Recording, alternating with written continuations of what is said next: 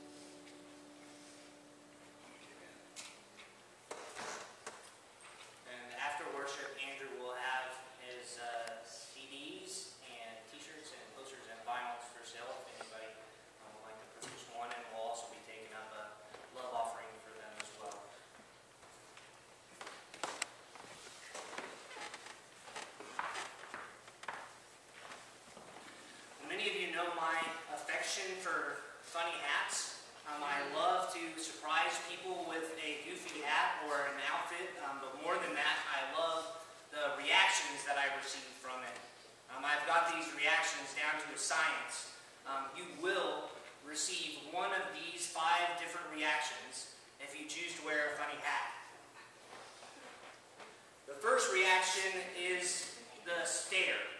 Some people, they just don't even try to hide it. They just stare at you because you look a little different, a little out of place, and their eyes just stay continually locked on you while you are within range of their eyesight. The second reaction is the "I'm not looking at you." This is the reaction where someone is looking at you out of the corner of their eye, but they're trying to pretend that they're not looking at you. I think generally you receive this reaction from those who are taught maybe not to stare, but they want to stare at you so badly. Then the third reaction is the uncontrollable laughter. Most of the time, this reaction comes from little kids who don't even try to hide their reaction. They just start laughing uncontrollably, and this will always brighten your day. The fourth reaction is my favorite. It's the "this angers me" reaction. This is made by those who somehow think that your funny hat is a disruption to society and that it has just completely ruined their day. It's so funny to watch people get angry just because you're wearing a funny hat. Then the fifth reaction is just no reaction at all. Sometimes people just don't think you're out of place at all. You're just another person wearing a moose head or a big cowboy hat. You know, like the day we had Duck Dynasty Sunday and the lady at the gas station said, "Geez, I guess everybody's going hunting today. You're not the first person I've seen dressed like this morning." So sometimes your funny hat or outfit is just completely normal attire. But beyond those reactions, though, there is actually theology behind me wearing those funny hats. Believe it or not, I don't like wearing funny hats because of the attention or the reactions I receive. That's just an added bonus. The reason I believe in wearing goofy hats and outfits is because it teaches people to let loose, to be their true authentic selves, and that being a Christian includes having fun. You would be amazed at how many barriers have been broken down just by me wearing a goofy hat or dancing around like a crazy person. When people say, "Where's their pastor?"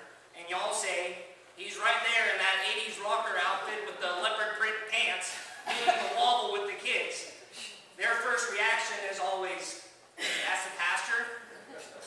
You know, but after that, I know that it has changed the perceptions of many people of what it means to be a pastor and a Christian. It makes us approachable. It makes us genuine. It makes us real.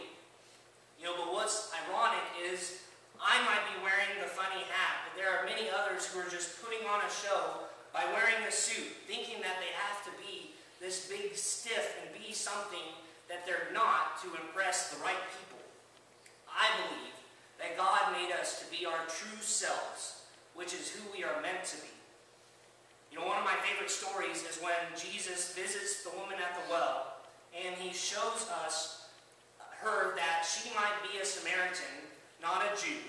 She might be a woman, not a man.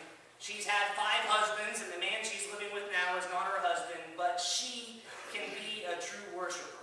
You know, what Jesus is teaching us about ourselves by what she shows the Samaritan woman is this. In the Message version, it describes Jesus' words this way: "It's who you are and the way you live that count before God. Your worship must engage your spirit in the pursuit of truth." That's the kind of people the Father is out looking for. Those who are simply and honestly themselves before Him in their worship. God is sheer being itself, spirit. Those who worship Him must do it out of their very being, their spirits, their true selves in adoration. You know, I'm not saying that all of us are meant to wear funny hats, not by any means. But we're meant to let loose about who we really are. To be authentically you and me. You know, to share who we really are. To have a little fun.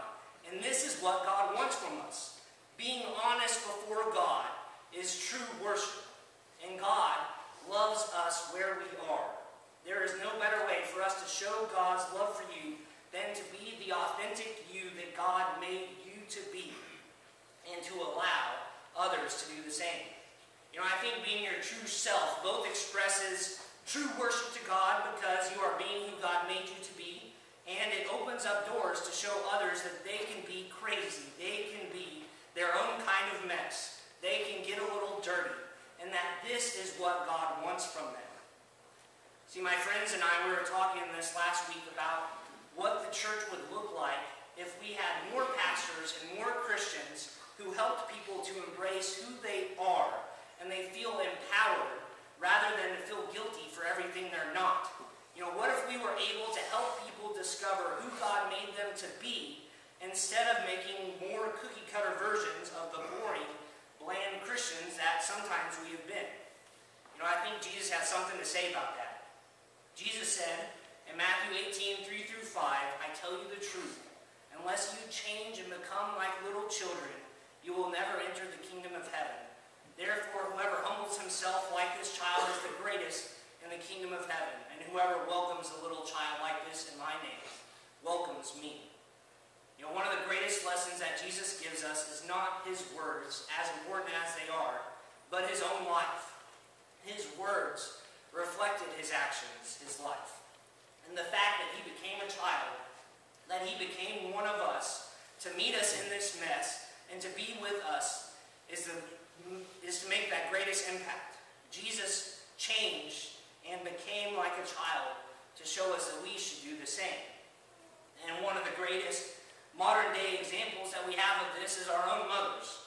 It takes a special person to change our dirty diapers and to put up with us, and at the end of the day, they still love us unconditionally. You know, Andrew said to me last night, he said, a mother is one who makes a difference in the life of a child. You know, we have many great examples of mothers in this own room, many of whom are not our own biological mother. And we have all claimed one person to be mom to all of us here, Mama Joe.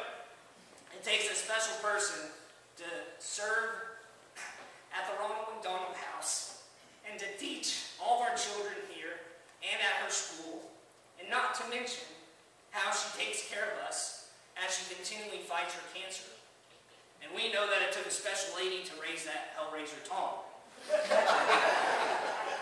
But what we love about Mama Joe is what we love about all of our moms here and our own moms. They show us what Jesus looks like because they meet us in our mess, and they not only love us where we are, they play in the mud with us. Our moms demonstrate this unconditional love, this empowering strength, and a heart for others. Their time spent loving the kid in all of us empowers us to be who God made us to be. And I'm not going to be here on Father's Day, so we can't forget about the dads here who act like big kids too. And I want Steve Rogers to pull his knife on me one more time. So Steve has probably taught me more than anybody else. I cried when I wrote this sermon, so I knew I didn't have a chance. Steve has probably taught me more than anybody else during my time here.